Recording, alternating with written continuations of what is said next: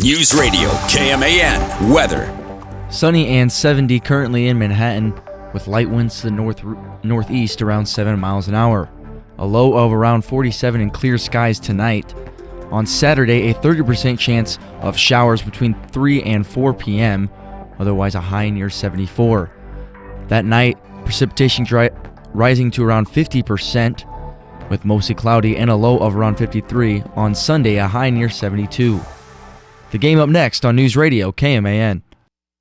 KMAN Daily Weather is presented by Fox Business Systems. How much does downtime cost you and your business? Don't let another second go by. Call Fox Business Systems at 776-1452. The following is an exclusive presentation of News Radio KMAN, your home for K-State athletics. It's game time. This is The Game on News Radio KMAN.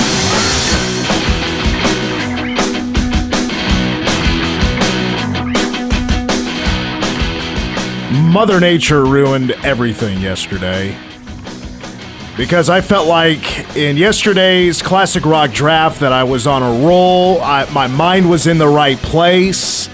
I was drafting well, and then here come the naders and the watches and the warnings and interrupts the show so rudely, and it just kind of threw me off my game. And I hate to admit this, but for the sixth time in our 6 drafts, I still haven't won. The fan votes are in on all of our social medias across the TikToks and the Facebooks and the Instagrams and the Twitters and the MySpaces and Snapchats. The people have spoken, and I lost. Again. I still feel like I drafted well. Metallica, Pink Floyd, Ozzy Osbourne, Motley Crue. But there's some forces there. But I will say our winner is in studio. Anybody know who won? Anybody have a guess? By the way, Tim Everson in studio, Gavin Hyatt across the glass, Cole Dutchendorf across the glass for now. Everybody's saying Tim. Tim, you're the winner. Thank you. This is unexpected, but gratefully received. I would like to thank all of my burners out there that went out. Heavy MySpace presence, so really drove those numbers up. And really, I'd like to thank Eddie Van Halen. As I think we all should. That's it. That's all I got. But I'm delighted. I'd like to give a special shout out to Daphne, who is the only person who thought that I won. I respect you if you're listening right now, Daphne. I appreciate the respect that I got. Tim with the Rolling Stones, Black Sabbath, Van Halen, and Alice in Chains with the win. Hey, man, you can't always get what you want. I want to try sometimes. I want to give credit, though, to Gavin here, because Gavin came into this draft I was worried about Gavin. Gavin nailed it. No, didn't know what to do. He was a deer in headlights, classic rock. I studied like it was a test. I mean, I was going all in. He had never studied so hard in his collegiate life.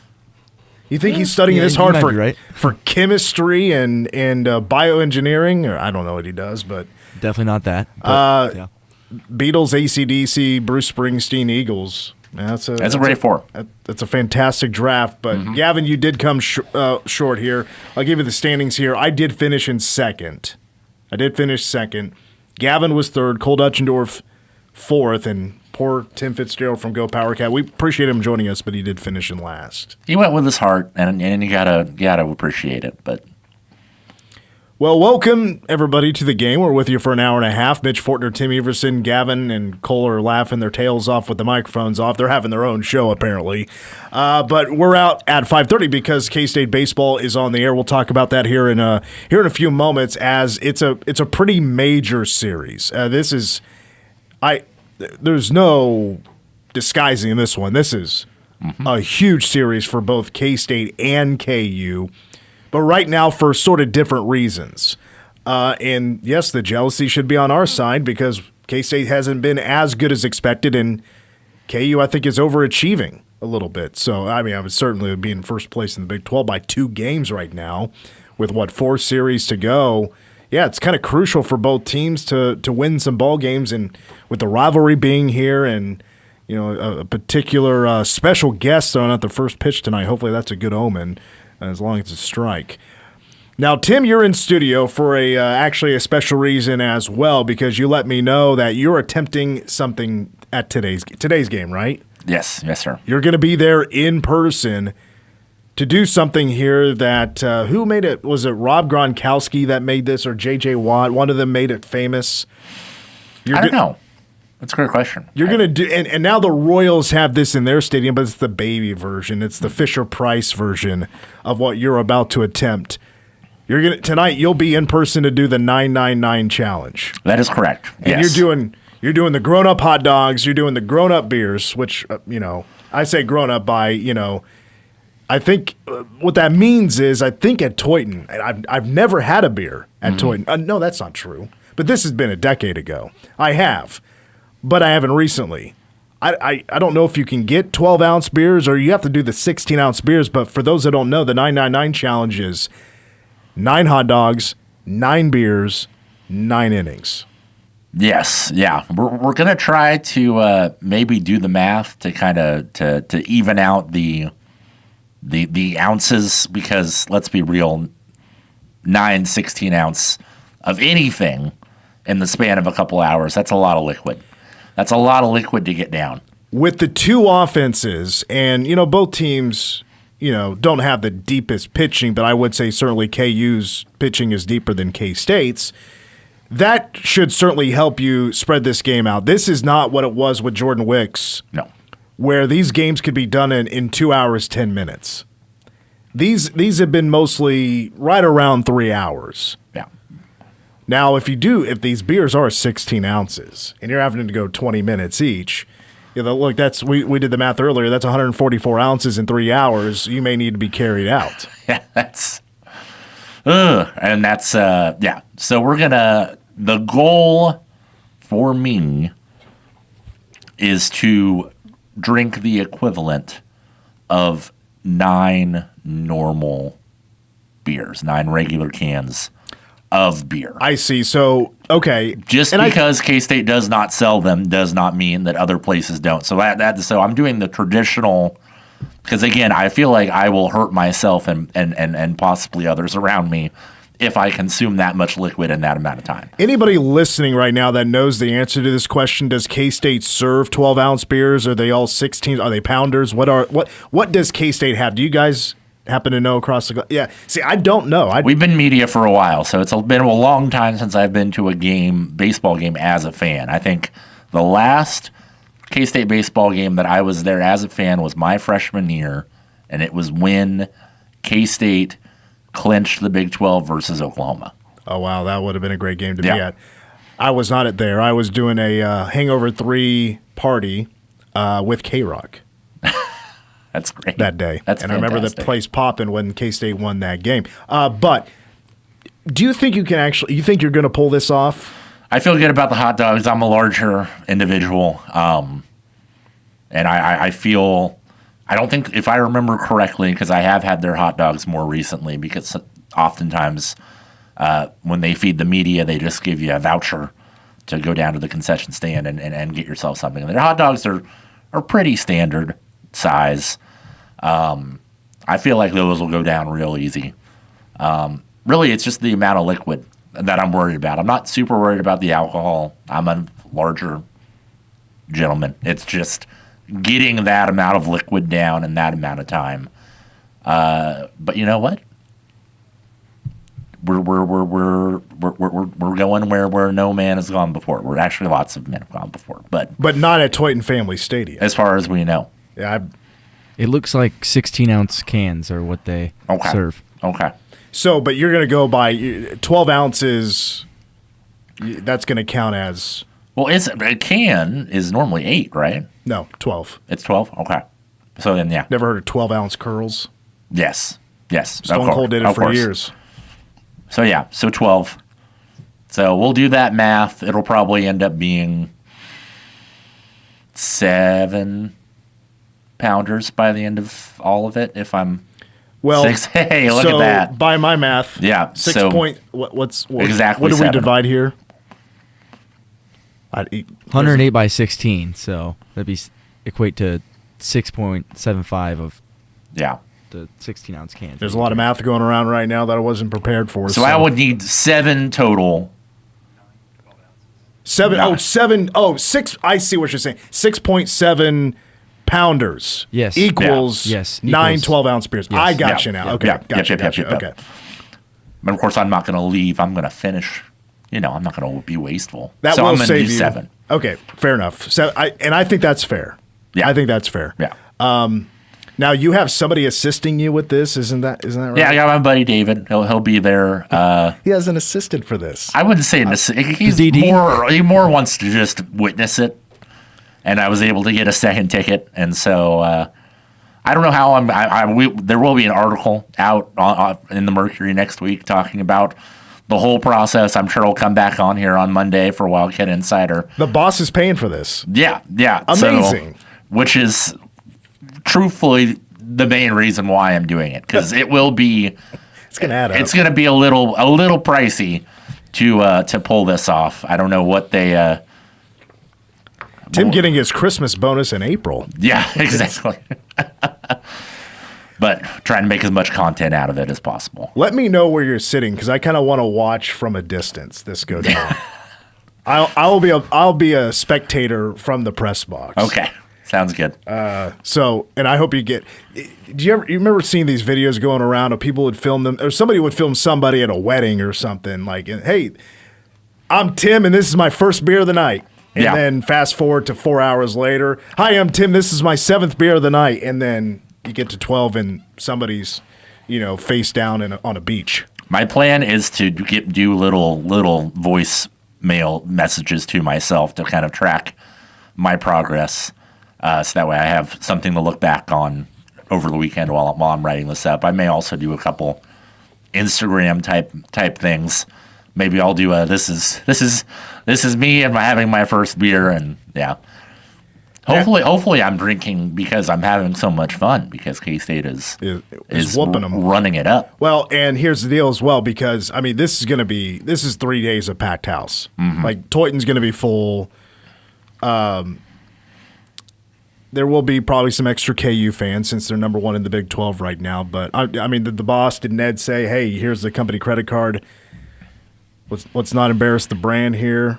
Let's be responsible. Don't come out of the stand stumbling and rumbling and falling down and anything like that." You feel comfortable that you're not going to get that far?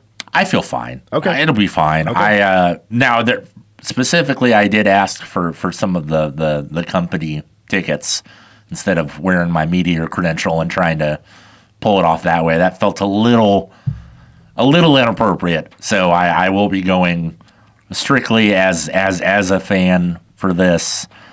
Hopefully it doesn't. I don't know. I mean, if it's just beer, it's going to take a lot to get me to a point where I would fully embarrass myself. This So could be Tim, like $150. my question for you is: Yes. Are we going to have laptop in hand while we're putting it down, or is this going to be 24 hours afterwards when we're going to start writing the story? It will be after. It will be after for sure. I hope you remember. I'm making like voice notes for myself for every inning, tracking my progress after every inning, so that way I can refer back to it later, and also just keep track for my own self, because I'm sure at a certain point counting will be slightly tougher than it is now. A text coming in from the 785. I did this challenge in St. Louis last summer. Was completed by 7th inning. Okay. Finished with 11 pounders and 10 dogs in 9 innings. That's overachieving. That's, you're my hero. So there you have it. I mean, it can be done. It can be done. I know it can be done. I'm probably going to be, if you're using the men's restroom, I'll probably see you, because I'll be making frequent visits. multiple trips, because my bladder's not that big. So You're allowed to put condiments on the dogs. I'm a strictly, and this is going to make some people mad, and I don't care. I'm a strictly ketchup only man. That's fine. Not a big fan of mustard. I like honey mustard, but regular mustard, I don't mess with that. So it'll just be dog, bun, ketchup. Okay.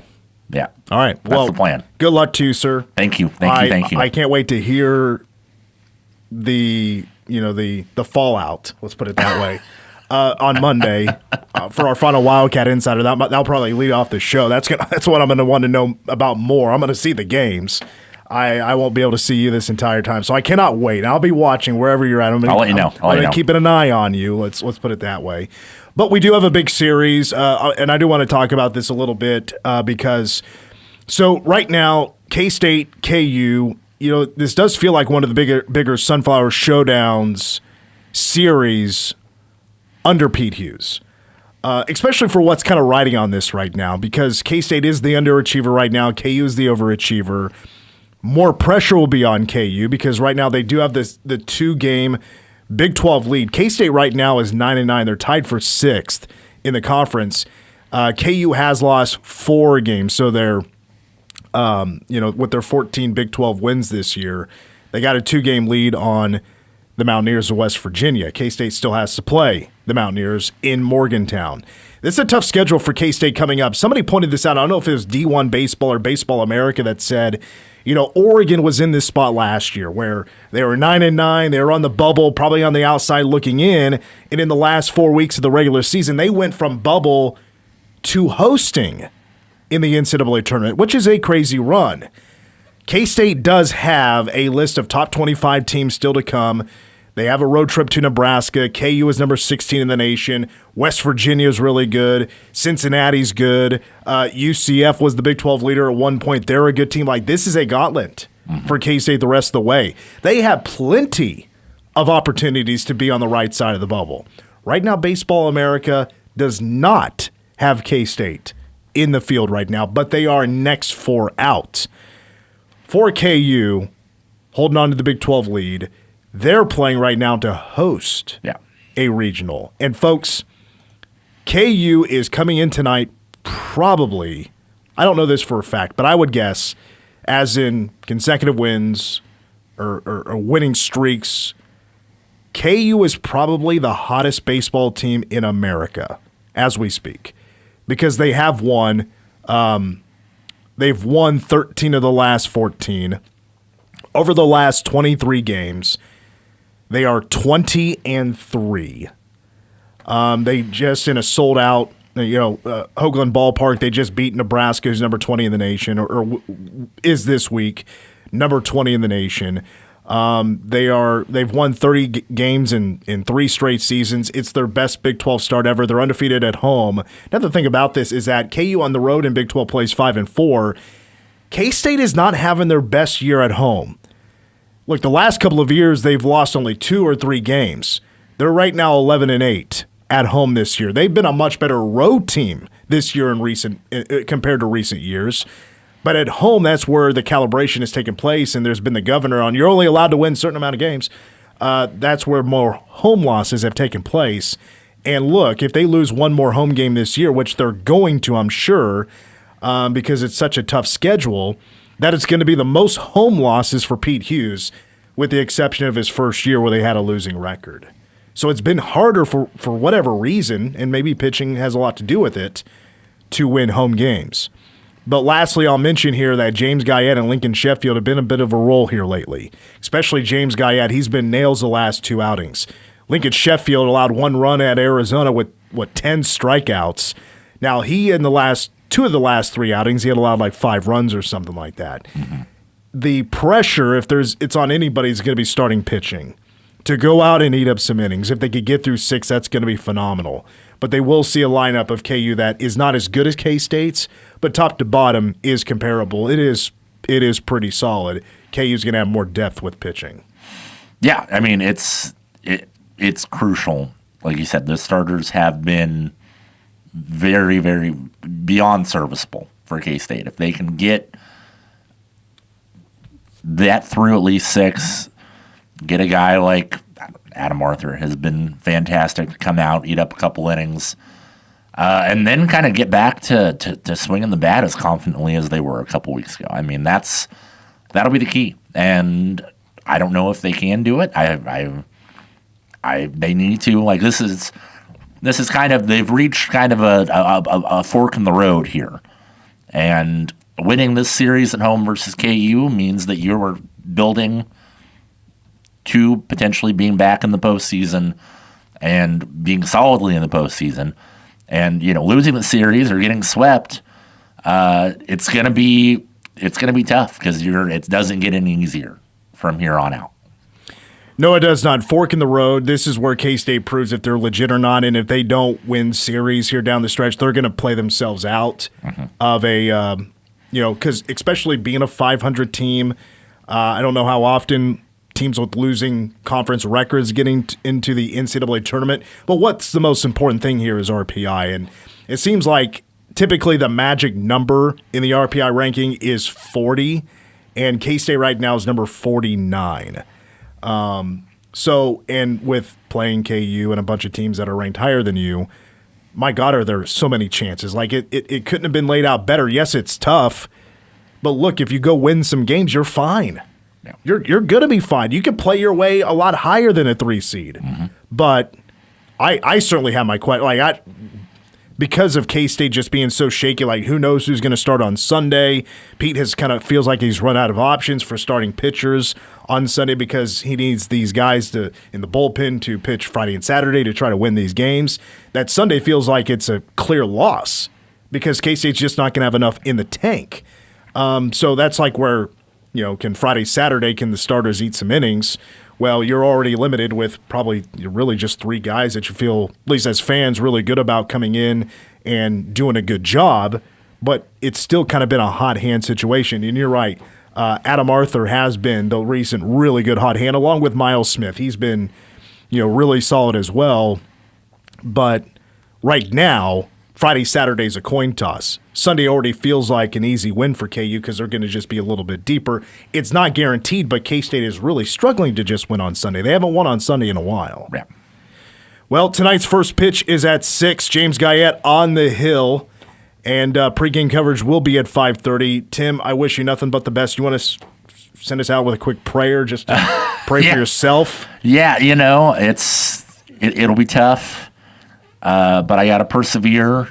I'm hoping that if Colin throws a nice strike to start the game. How's this going to go? He's a football guy. He hasn't thrown a baseball since high school. That's not. Well, he has little kids. Maybe they threw the ball around a little bit. I don't know. I mean, I'm sure that he's got a little zip to it. I mean, he's still in shape. I don't know. I mean, he former thrower of the football. I bet you that. I don't know. But I also don't know if he played baseball in high school. No idea. I don't know if he was that or if he was a track guy. When it comes to current and former student athletes, there's only been a few that have tossed out first pitches that I've seen.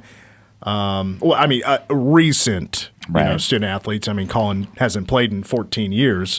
But Aoki and Carla Bernat, I mean, they couldn't have thrown a better pitch. I mean, it was impressively right down the middle.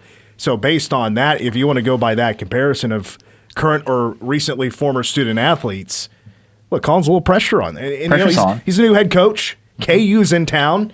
He is a big part of that continuing on the streak of beating KU 17 times. Yes. As both a player and coach. A little pressure here. And also Casey Alexander throughout the first pitch had a nice first pitch. Was that a good It was nice. It wasn't pitch? Like, he got it there. It wasn't super hard, but it wasn't embarrassing. Yeah, if you're really worried, just instead of trying to just barrel it down Main Street, just maybe lob it, just to be safe. Make sure it's caught and it gets there. Colin, it will be, if there's anybody that's going to be locked in for a first pitch, it's Colin Klein. I feel good about it. And he'll get some warm-up tosses. He should. He'll be able to throw the baseball around, and so there it is. They'll do the first pitch probably around 5:53. Okay. So be in the stadium a good 20 minutes early before first pitch, and you're golden. You're going to be able to see everything. Exciting. All right, Tim, good luck. We'll see you at the ballpark, and save your seats. That's the rest of the advice I have for you. We're going to do it. All right, We're doing it. Tim Everson. He's heading out to Toyota Family Stadium. We'll take a timeout. NFL Draft. Expect a couple of cats to be drafted either today or tomorrow. It's coming up next. Game on. Tweet the game, KMAN. Or call 537-1350 and get in touch with the show. This is The Game on News Radio KMAN. When the road throws you a curve or a rock, Interstate Glass keeps you rolling. From tiny chips to full windshield replacements, even advanced auto glass calibration. We handle it all. Fast, accurate, and done right the first time. Can't get to us? No problem. Our mobile service comes to you. And the best part, we're accepted by leading insurance, making the whole process smooth and stress-free. Interstate Glass, clear vision. Local service done right. Call today, 785-776-8857. In Manhattan, building community means more than bricks and beams. It means innovation and partnership. At McCown Gordon Construction, we deliver feature-focused solutions to projects that shape our region. From advanced research labs to vibrant education, healthcare, and community hubs. We're not just building projects, we're building the future of the Flint Hills with unmatched customer experience and value-driven strategies. We're building for tomorrow. Visit kansas.mccown-gordon.com. Westwood One presents Today in Women's Sports. The Minnesota Lynx hit the floor for WNBA training camp minus their superstar. Nafisa Collier is recovering from surgeries on both ankles and is not expected back on the court until early June. Collier tore 3 ligaments in her left ankle during last year's playoffs, a heartbreaking end to a dream season. Minnesota finished a league best 34-10 before falling to Phoenix in the semifinals after Collier went down. Head coach Cheryl Reeve isn't flinching. This is the hand, right? And so you have to figure out what your approach is to it. Now, for me, I'm energized by the teaching and building a team. That energizes me. While Collier heals, the Lynx will lean on all-stars Kayla McBride and Courtney Williams, along with rookie point guard Olivia Miles, the number 2 pick. Until you see some of the stats start rolling out, and all the snaps he played last year didn't give up a single sack. You know, that's not easy to do. Barely gave up pressures. He was that good. Now, the most common play, I mean, it's very heavy that they feel like mock drafts out there, it's from ESPN, Sports Illustrated, local media in Chicago, that the Bears are destined to take him in the 3rd round. And that's like the 25th pick in the 3rd round. For VJ Payne, it's all over the place. No idea where he is going to go. It could even be a best available situation. Because if it's later on in the draft, it could be definitely a best available situation. Yeah, it seems like the kind of the consensus for Sam Hecht is that he's basically a top 2, top 3 center and maybe even a top 10 interior offensive lineman in this draft, and he's probably going to go maybe even at some point in that 2nd round. And then VJ Payne, it's kind of the same story with Jacob Parrish and Marquis Siegel last year, where the measurables are just out of this world because K-State's done such a good job at turning these guys into athletic freaks, guys who are running really fast, guys who are really strong, guys who can run and jump far. So that's the biggest upside for VJ is he's just a supreme athlete. He's got a lot of experience playing collegiate football, and I think under the right tutelage, he could turn into, you know, a nickel or maybe even a backup safety or something to that extent. So it'll be interesting to see how the board plays out, whether Sam goes in the 2nd round and whether VJ's a day 2 or day 3 guy. In my lifetime, there have only been 2 centers that from K-State that have been selected in the NFL draft. Cody Whitehair was 10 years. Gosh, it's been 10 years since Cody Whitehair. I mean, Pro Bowl lineman for sure, with mostly with the Chicago Bears. But the other one, who remembers, trivia question, I know you two won't know this. I'll pause here for a moment, let the cats think about this. Going back to 2004, Big 12 champion, center Nick Leckie was selected by the Arizona Cardinals and ended up going on to win a Super Bowl championship with the Saints. I think it was with the Saints. You got to think about where he played. They did win one. Saints. It was the year they beat the Colts. Okay. Yes, they beat the Colts that year in the Super Bowl. K-State has had 165 players drafted all time. 66 and 67. 166 and 67 will be coming up this year. With that being said, I gotta head out. I'm heading out to Toyton Family Stadium. I can't wait to see Toyton packed, and hopefully K-State can find a way. They have the talent. We know that. They got the offense. There's no doubt about that, to win a series against the number 1 team in the Big 12 right now, the Kansas Jayhawks, and climb themselves more into the conversation of trying to win a Big 12 championship. I'm out of here. Cole and Gavin will take you the rest of the way. Go Cats. Your home for K-State sports. Roberson fakes deep, now goes deep, and open is Terry. He has it at the 30, 25, 20, 15, 10, 5, touchdown, Kansas State. This is The Game on News Radio, KMAN. Whether it's game day or a night out with great live music, Bottle Cap Sports Bar delivers the atmosphere you're looking for. It's Manhattan's go-to spot for catching every Wildcats or Chiefs game and enjoying live music that plays the songs you actually know. Come early for a good seat, great music, and cold drinks served up right. Stay in the loop. Check out their Facebook page for the full schedule of events. Bottle Caps, where the music's live, the game's always on, and the vibe is just right. Bottle Cap Sports Bar located on West Anderson across from Dairy Queen. Attention adventure lovers, we know you've heard about the trip to Mexico we're giving away. Well, guess what? It's showtime. This week's registration location is Interstate Glass in Manhattan. Stop into Interstate Glass this week and register for your chance to win an all-expense-paid trip to Mexico. Spread the word, gather your friends, and join us at Interstate Glass this week to have your chance at becoming an instant finalist for an all-expense paid trip of a lifetime to Mexico. Sponsored by U-Stop, Phillips 66, The Friendship House, and Manhattan Broadcasting. We are the keepers of the wild, America's original and most invested conservationists. For more than 80 years, we've been committed to conserving wildlife and the natural landscapes that define our nation. From rugged alpine ridgelines to peaceful tall grass prairies, we've supported the conservation of more than 36 million acres of American wildlands. Our funding has led to cleaner water, fresher air, and improved wildlife habitat. From abundant fish and waterfowl populations to robust deer and elk herds, nothing is more important than maintaining wild spaces for adventurers to explore and wildlife to thrive. We are America's hunters and target shooters, stewards of the American outdoors. America's hunters and target shooters, along with firearm, ammunition, and archery manufacturers, have invested more than $46 billion to help state fish and wildlife agencies manage and protect wildlife and wild lands across America. For more information, visit outdoorstewards.org. Battles aren't won solely on the field. That's a common misconception. Battles are won within.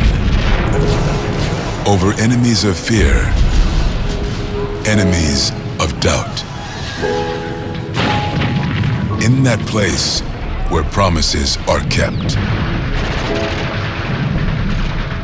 Promises to oneself. This is a physical training event! Promises to one's community. Healthy people move debris out of their house. Promises to one's country.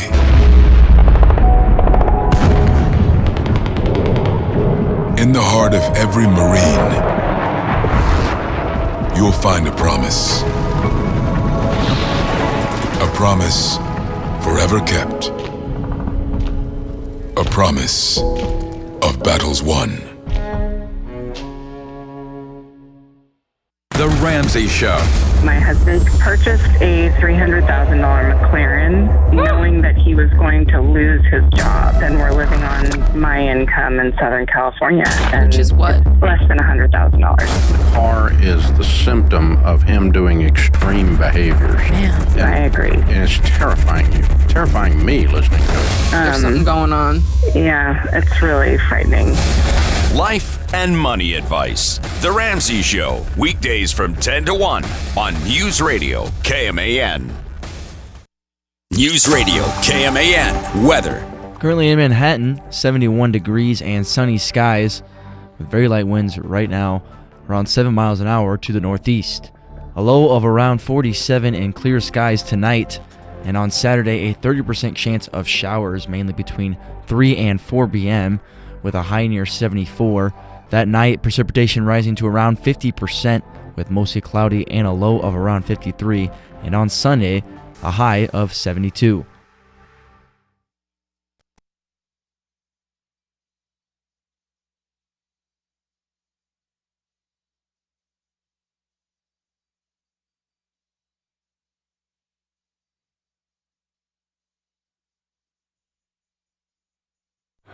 All right, Gavin, I got a random question for you to close out hour one of the game. I saw it on a Chiefs podcast, as of course I got to study up on what they're doing in the draft. Mm-hmm. Their question was, if you could choose the matchup and the location, where are you putting an international NFL game? Because there's been, eventually there's going to be, every team's going to be playing an international game every single season. So what's your go-to? What would you choose for that? So the Chiefs have to be... Not necessarily. Okay. It's all up to you. 2 teams.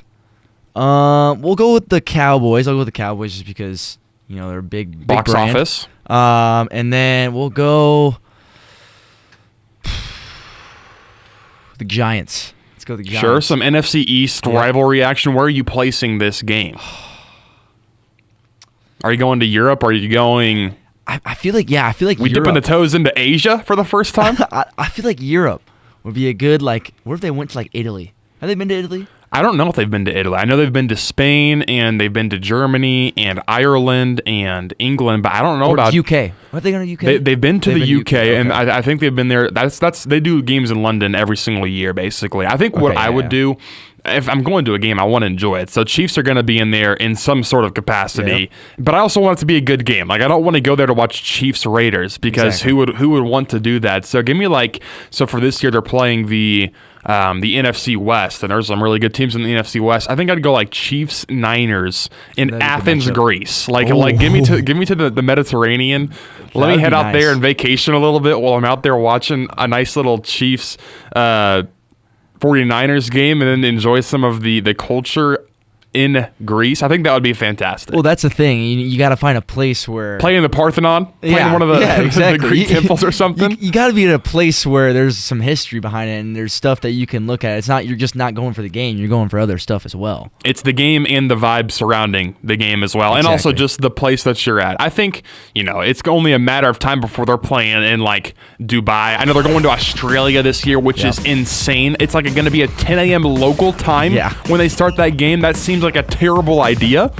Am I going to watch it? Am I going to be entertained? 100%. But I feel bad for both the Rams and Niners for having to go to Australia. That's a brutal flight, too. That's going to be a brutal flight. Can't imagine. That just sounds terrible. Well, we talk about NFL because when we come back, we got to get into night one of the draft. What the Chiefs did. Is it good?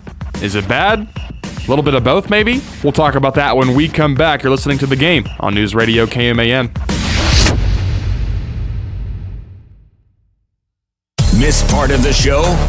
Manhattan Broadcasting is keeping it local. Dollars spent locally today help build a better community for tomorrow. WTC Fiber Internet is on its way to all of Manhattan. Sign your home or business up today at WTCKS.com. No contracts, no data caps, or overage fees. Fast, local, reliable. WTC Fiber Internet. Sign up today at WTCKS.com. The annual Flint Hills Festival is Saturday, May 2nd from 10 a.m. to 2 p.m. at Blue Earth Plaza. This free event includes admission to the Flint Hills Discovery Center and features over 50 vendors, live entertainment, food trucks, activities for all ages, and more. It's time for spring cleanup. Find what you need and the brand you love at Midwest Ace Hardware. Make yard cleanup easy with Ego or Stihl trimmers and blowers. Fertilize and seed your lawn with Scotts and enjoy cookouts all summer long with Traeger, Blackstone, Weber, or Big Green Egg. Ace is the place with the helpful hardware folks. Manhattan Broadcasting is keeping it local. Find more great local businesses plus special deals and offers when you keep it local on our website.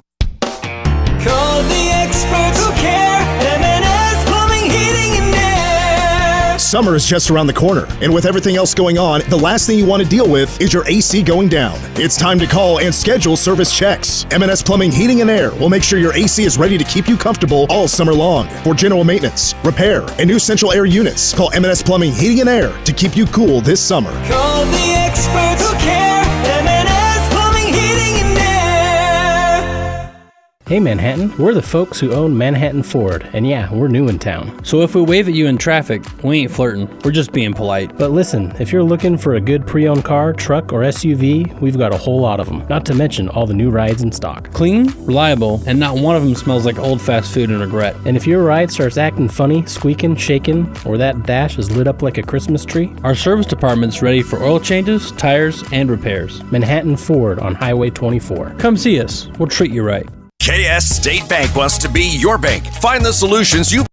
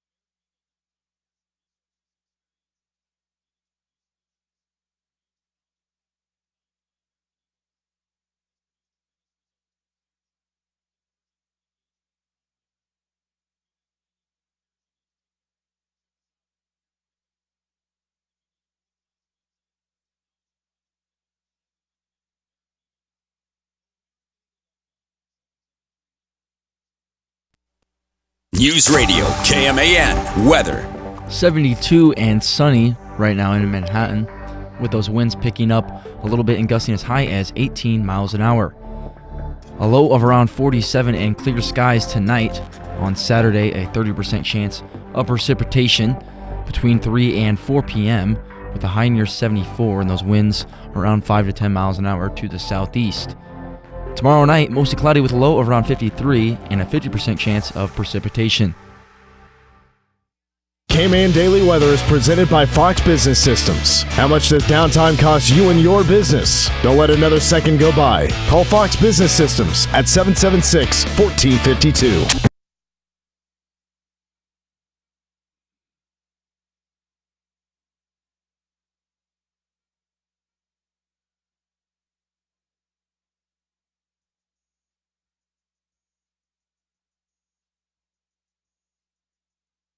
Gavin, I don't know if you saw this last night. It was like the New York sports singularity because within about 60 seconds, C.J. McCollum hit a go-ahead 18-foot jumper in Game 3 between the Knicks and the Hawks.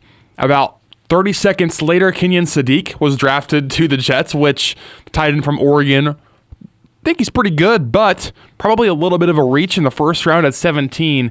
And then not 10 seconds later, the New York Mets, who already this season have lost 12 straight games at one point, gave up a game-tying grand slam. This all happened within literally 60 seconds of real time. I mean, it was just the three haymakers into the gut, into the solar plexus of the New York sports fans. It was hilarious to watch unfold. Yeah, I saw somebody, like a New York fan, react to it, and it was like the worst 30 seconds of my life happened tonight, and it was just funny how it all happened at aligned perfectly. Seconds. I mean, what a crazy sequence for that to all happen. I mean, I can't.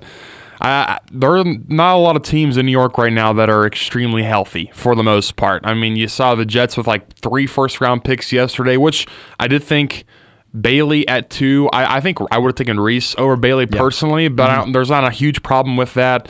The Giants, they had 2 picks inside the top 10. They're rebuilding, obviously. The Knicks look like they're on their way out of the playoffs. The Nets stink. The Mets stink. And the Yankees are good, but other than that, I'd say it's not very many good sports teams right now in the New York area. Yeah, they don't have much going for them right now, which is unfortunate because they have so many teams, and you'd think some of them would be successful. Surely the odds say that one out of these teams has to be at least decent, but no, they're all terrible. Welcome to Hour 2, a short Hour 2 of the game, as at 5:30 we have coverage of the first game of 3 of the Dillon's Sunflower Showdown on the Diamond. K-State and KU here in Manhattan at Toynton Family Stadium. First pitch of Game 1 tonight at 6. We got pregame coverage beginning at 5:30 here on News Radio KMAN. Mitch Fortner heading out early to be the voice of the Bad Cats tonight at Toynton for PA. I'm Cole Metchendorf alongside Gavin Hyatt across the glass. Well, last night was night 1 of the draft, and first things first, they got to figure out a way to prevent insiders from knowing who is going to be drafted 10 minutes before the actual pick happens. It's so annoying. Is it like JPA football? I don't know. I see it on Instagram. It's all the time. Really annoying. Like we're talking, and it's that certain account, but also just a lot of insiders are. All right, the pick has been announced. It's this person, and it's legitimately 5. I knew that the Chiefs were A, trading up, and B, selecting Delane with that pick 7 minutes before I watched it unfold on my TV. So they got to figure out a way to speed the process up on live television. There were people at the draft who are finding out the picks via social media before they heard the picks. Got to figure out some way for that to be better because, that's just not a healthy product right now, the NFL draft. Yeah, it's I saw something that was somebody even posted the pick. It was the Dolphins and then the Rams. And they posted that Ty Simpson was getting picked at the Rams before the Dolphins even had their pick. He posted... Before Proctor got taken to the Dolphins? He posted Simpson first and then Proctor next. And it's he already knew 2 picks in advance. It was what the heck? There's got to be a better way to figure it all out. Yeah. That would be my main bone to pick with the entire draft experience. But to go to my thoughts when I'm seeing on Twitter that, A, the Chiefs are trading up, which wasn't really a shock necessarily. That had been kind of forecasted for a while, but what was a shock was it being Delane at the number 6 spot. And there's a few reasons why. I think you could make the argument that defensive end is definitely in a rougher spot than corner right now, even though you did just lose your 2 best cornerbacks, one an all-pro in Trent McDuffie, the other a really solid starter in Jalen Watson. You're pretty thin at corner, so I understand the desire to add a piece in the draft, but defensive end, it's Karlaftis, and it's not a lot else. And we saw what's kind of happened with that the last couple of years, where that defensive line has not looked as good as it has in the past. Also, wide receiver. You could have made an argument, go up and get Jordan Tyson, who went a couple of picks later to the Saints. Or if you like Mekhi Lumen enough, then go up and get him. But that was not the case. They go up, they draft Delane, and immediate thoughts is this is not good. And also the price that they gave up for it, picks 9, 74, and 148 to move up 3 spots. According to the Rich Hill draft pick value chart, that's the equivalent of a late 4th rounder of an overpay, a slight overpay to move up. But Chiefs GM Brett Veach felt pretty confident in the pick. And you're thinking... Once Tate left, just kind of solidified our decision to go up there. And if you want this guy, I've always said this, you do all this work and you put all this time into this, but you want a guy... you got to go find a way to get him. And again, when you look at the landscape, it was funny because we kind of had, like, when we're picking, it looks like it'll be Tyson, Delane, Downs, kind of in that stack. We kept going through it. And, we just relied on our data analytics and said, like, the Saints would be likely to take Delane there just because of losing the 2 corners the last 2 years. And, again, similar predicament. So just went up there and got that guy. So I think when I hear that, I'm a little bit more willing to accept the process. It just feels strange when you go from a month ago, you're trading away an all-pro cornerback. You get a great haul for him. You get a first-round pick. You get a third-rounder next year, and you get a couple of late-round picks. But then a month later, you're trading a third-round and a fifth-round pick to move up 3 spots to grab someone who you wouldn't think immediately is going to be better than McDuffie. Maybe you project him to be the best corner in the league in a couple of years, but that's what you need. And also, the Chiefs don't pay second contracts to secondary members, typically. I mean, that's just generally what they don't do. They're going to find a way to get rid of them. L'Jarius Sneed, Jalen Watson, Trent McDuffie, 3 great examples of they're willing to move on and find someone else to do it. I mean, you could even look at Tyrann Mathieu to a certain extent. They moved off of Tyrann and went to Justin Reed. So they've shown a continued pattern of not giving out those second contracts. So if you expect that trend to continue, you think probably you're going to have Delane for 4 to 5 years of team control. Maybe you tag him for a 6th, unless they are going to buck the trend and decide to extend him, which if they do, fine. I don't think there's anything wrong with that process, but it just feels strange for what should be by far the most prized pick that you have in the Mahomes era. If it's not, you've done something terribly wrong, or he's gotten injured in week 1, and you've used that to take a corner, and not only have you used that to take a corner at number 9, you've traded up and you've actually taken him at number 6. Well, and you're thinking this is the first top 10 pick since they picked Patrick Mahomes about 10 years ago, and you're thinking they could, at the time you're thinking, oh yeah, they're trading up, a lot of people were thinking Reuben Bain will be picked maybe, or like you said, a wide receiver like Jordan Tyson, or if they're high on Lemon. And instead they, swap with the Browns and they pick a cornerback, which many thought there's no way somebody picks a cornerback this high. And then you're kind of thinking after the math, like, well, couldn't they just drafted him at 9? But as Veach said, that that they thought the Saints would get picking. They thought the Saints would pick him, and and you're just kind of processing like, what was the decision in it? And I guess if they are that high on him, then I mean you got to trust the management there, and that he's going to develop into a really great player. This is more from Veach on needing to jump the Saints ultimately. The predictive model said that the Saints are going to be the biggest obstacle. And so, you start the process off where Cleveland made it obvious early on that they were going to be interested in trading, so we had some traction with Cleveland. And then as the days went on, it was clear the Redskins weren't going to do anything. And I know Mickey, if there's one guy that's more aggressive than me, it's Mickey. And he, I've had that experience where we're kind of eyeing the same guy, and when you try to call them when they're on the pick, it doesn't work out. So when you looked at their roster 2 years ago, they lost Paulson Adebo to the Giants, and then just this past off spring they lost Alontae Taylor. I mean, so they were down 2 corners. We lost our number 1 and number 2 corners, and so we just decided, and we had Mansour Delane as a top 5 guy on our board.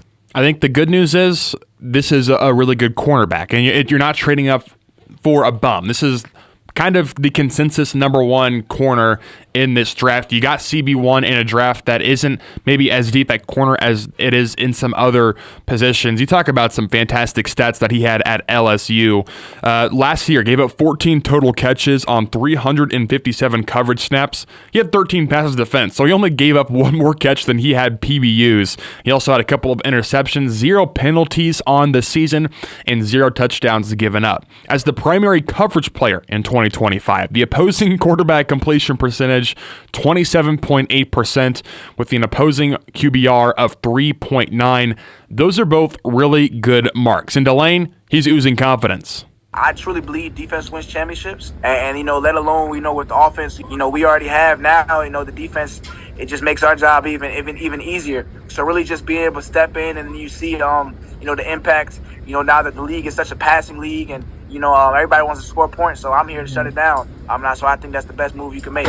Another argument to make is Trent McDuffie now, after signing the extension with the Rams, $31 million per year. Delane at that number 6 spot in the draft is making $9 million a year. That's the difference in the contract signs of Kenneth Walker and the entirety of the Kansas City Chiefs rookie class. So I understand why they did what they did. It just feels kind of strange how it all played out. That said, I think he's going to be very good. I think he's basically immediately jumps into the secondary as the best player in the secondary. I don't know if it's really that close. Now you have a cornerback room of Noel Williams, Christian Fulton, Kyrie Elam, Kader Kohu, and now Mansour Delane.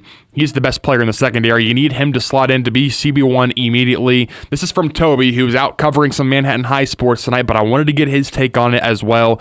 He said they don't pay corners beyond second contracts, talking about what we've talked about already. They traded an all-pro cornerback to give up 3 picks to grab a corner. If he's not amazing, it's a bad pick. He can't just be an okay guy. He better be the best cornerback in the league in a few years. Strong words from Toby Hollis, and I kind of agree to a certain extent. Maybe not best corner, but if he's not a top 5, a guy that you're willing to pay like $30 million a year on a contract, if they do decide to extend him, it's a failure because this is the best, most premium pick you're going to have in the Mahomes era. Yeah, and it just goes back to trusting. You got to trust this Chiefs organization and that they know what they're doing. And, they're known, Veach is known as being an aggressive guy and, getting what he wants. And he certainly did that with, trading up a few picks to grab somebody that they're obviously very high on. And like you said, he has to be good. He has to be obviously a starter, which he looks like he's going to be, but has to contribute big time for the Chiefs secondary to be as good as they've been in previous years. I think overall I love the player. I don't know if I love the process of arriving to that being the pick, but I'm still rooting. I will be rooting extremely hard for Delane, and I think he really does have some extremely high upside. He can be fantastic in this league. Just the entire process of it all, it leaves a little bit of a sour taste in your mouth, but I do think he's going to be very good ultimately for the Chiefs. Just wonder maybe that pick could have been used elsewhere on the team. Speaking of a pick that could have been used elsewhere on a team, I actually really enjoyed this next one. At pick 29, Peter Woods, the defensive tackle out of Clemson, 6'2", 298. He was a 3-year contributor at Clemson, 24 starts, 35 appearances in those games, 84 tackles, 14.5 TFLs with 5 sacks and 2 forced fumbles. This is a guy who, before the 2025 season, and that was just kind of all around terrible for Clemson, he was legitimately inside top 5 projections before this past season, when by all accounts he underperformed from a statistical standpoint. The film wasn't as good this year as it was last year, but still, over the course of his collegiate career, going back to defensive tackles that have been drafted since 2018, he's in the 90th percentile in run stop win rate and near the 90th percentile in pass rush win rate. And now you have the deepest defensive tackle room, certainly of my lifetime. It's probably been maybe forever for the Chiefs. You're looking at Chris Jones and Peter Woods, and then Kyrus Tonga, who you just picked up, Omar Norman Lott. Those are your top 4. They have overhauled that defensive tackle room. And while defensive end is certainly still a thing that needs to be addressed, whether it's in the draft, whether it's at pick 40, or if it's a trade for someone in the league, defensive tackle is all of a sudden one of the strong points on this Chiefs team. This is a deep defensive tackle group, and there's a lot of talent on this defensive tackle group. Well, and it goes down to, Chris Jones. We don't know how much. He doesn't have much time left in the NFL, and so he's getting up there. He's like 33 years old. Yeah. So you're prepping for the next wave of guys to kind of step up, and this is a great step in that direction with selecting Peter Woods in the first round, and obviously he can get taught by one of the best. So, I mean, it seems like a great pick and a value pick in the first round and their second pick in the first round for the Chiefs, and somebody that they can kind of build on and, teach. He doesn't have to start right away, but someone they can kind of develop a little bit, and when Chris Jones' time is done, he can hopefully be that dominant defensive tackle that the Chiefs need. And one thing you talk about with Chris Jones is he's extremely versatile. He can win in the middle, he can win on the edge, and that's something that Woods did a lot at Clemson. He recorded snaps at left DT, right DT, nose tackle, defensive end. He lined up as a pure edge rusher at times in 2024. So this is a dude who you would think, to your point, Gavin, Chris Jones can kind of mold him a little bit, and one of the greatest defensive tackles really probably ever can have a young guy with a ton of upside. Upside is the biggest word to use here. Consistency will certainly need to be worked on. That was one thing he struggled, especially with 2025. There were some reports that he kind of gave up on games in Clemson and maybe on the season as a whole because of how poorly it went. That wouldn't be true only of him. That was kind of the Clemson team as a whole. I mean, once they got off to that terrible start, there wasn't a ton of fight shown from the Clemson squad. But I really do like this pick. It feels pretty safe for the most part. It addresses a need. You got stronger on the defensive line.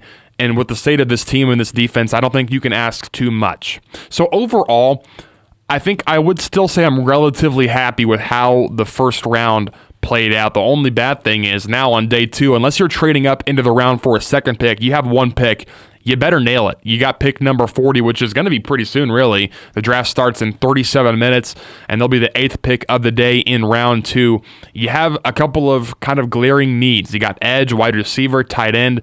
There are some potential names out there. I wouldn't be surprised, honestly, Gavin, to see him triple dip in defense and see him go right back to the defensive line. And at defensive edge, there's a couple of names that stick out. TJ Parker would be one, who is a teammate of Woods at Clemson. Also Zion Young, an edge at Missouri. Couple of wide receivers that are still sticking around there. Chris Bell, who is coming off of a torn ACL at Louisville in December, so basically same timeline as Patrick Mahomes, but he was really good in college. And then also Denzel Boston, the wide receiver out of Washington. A couple of options they could go to at wide receiver. I'll be really interested to see if they stick at 40.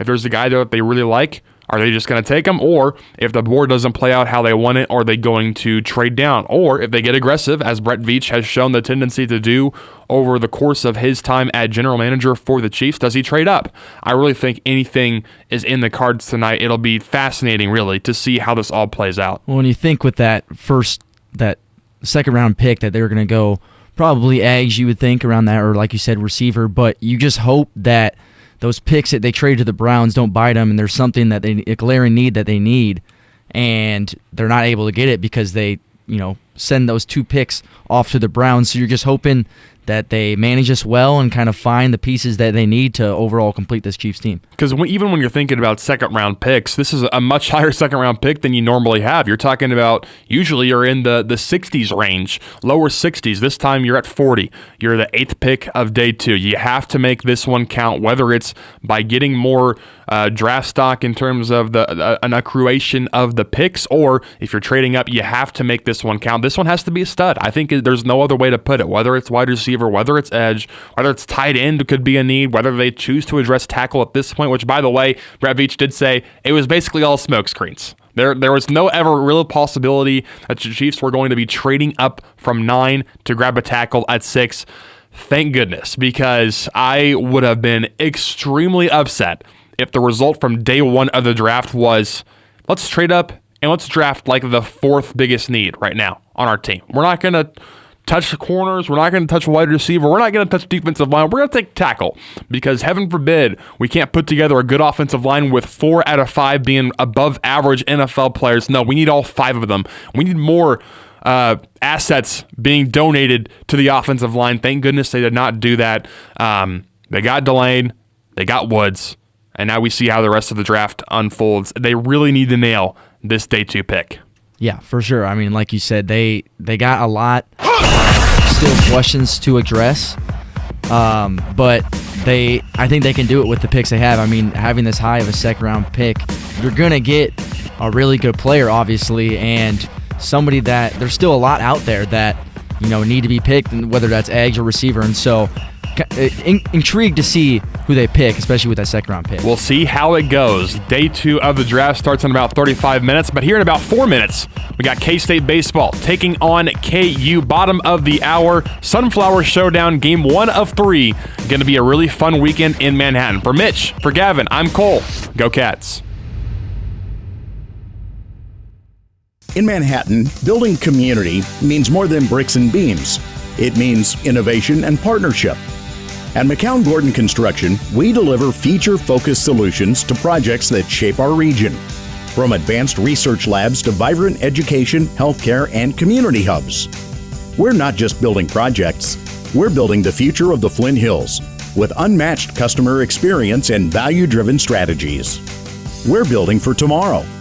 Visit kansas.mcCownGordon.com. At Stormontville Health, our patients are our neighbors